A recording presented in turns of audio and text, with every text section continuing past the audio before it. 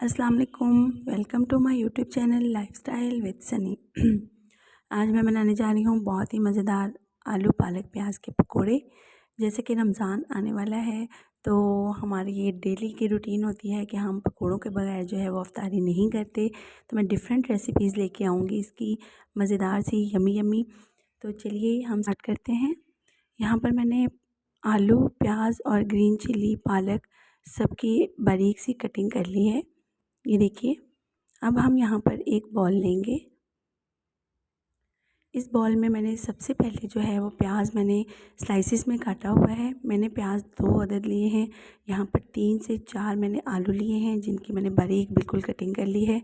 यहाँ पर तकरीबन 1 प्याली भरकर मैंने पालक की ली है जिसकी मैंने अच्छे से वॉश करके बारीक कटिंग में इसकी कटिंग की है। ये 3 मेन इंग्रेडिएंट हैं, इनके बगैर पकोड़ों का कोई मज़ा नहीं आता। बहुत ही डिलीशियस हमारे पकोड़े बनने वाले हैं। अब हमने यहाँ से 7 से 8 हरी मिर्चें ली हैं जिन्हें मैंने बिल्कुल बारीक काट लिया है। इनकी कटिंग जितनी बारीक होगी, जितना छोटी कटिंग में काटेंगे उतनी ही मज़ेदार हमारे पकोड़े बनेंगे। 1.5 कप के करीब जो है वो मैंने यहाँ पर बेसन लिया है।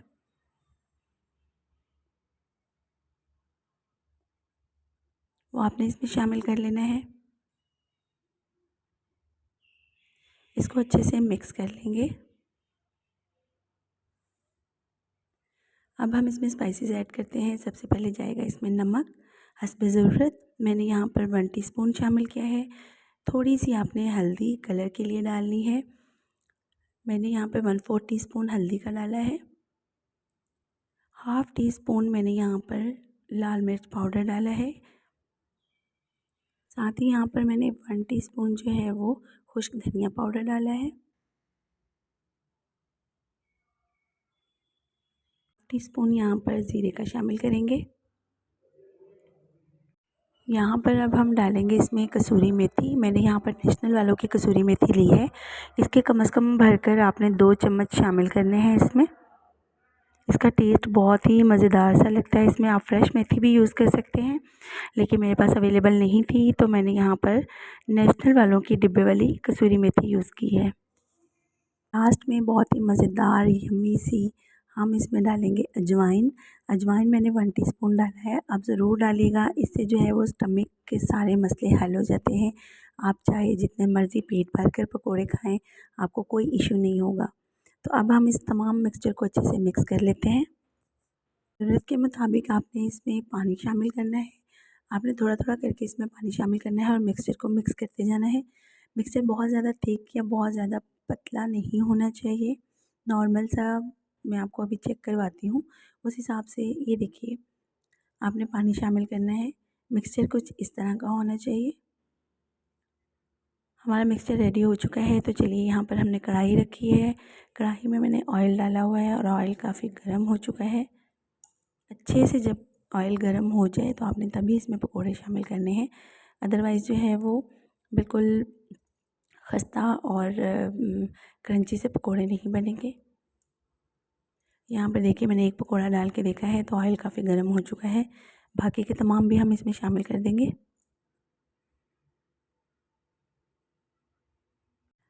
ये देखिए, मैंने इसमें पकोड़े डाल दिए हैं और ज़रूरत के मुताबिक जो है वो 2 से 3 मिनट पकने के बाद आप इनकी साइड चेंज करते रहें।